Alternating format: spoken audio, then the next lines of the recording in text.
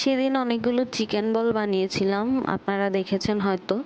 তো ভাবলাম চিকেন বলগুলো দিয়ে ফ্রাইড রাইস বানিয়ে দেখি যে কেমন লাগে।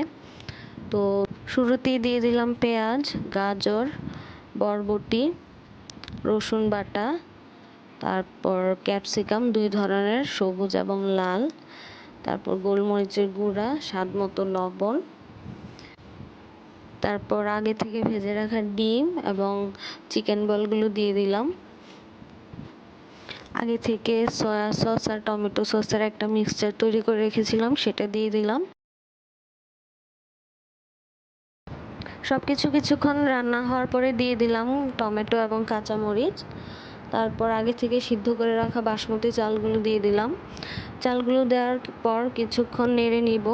নেড়ে নেওয়ার পরে তৈরি হয়ে যাবে আমাদের চিকেন বল ফ্রাইড রাইস। আপনারা এটা বাসায় অবশ্যই ট্রাই করে দেখবেন, আশা করি অনেক ভালো লাগবে। আপনারা চাইলে এটা চিনি গুঁড়া চাল দিয়েও ট্রাই করে দেখতে পারেন, আশা করি অনেক ভালো লাগবে। সো এতক্ষণ যারা রেসিপিটি দেখেছেন তাদেরকে অনেক ধন্যবাদ।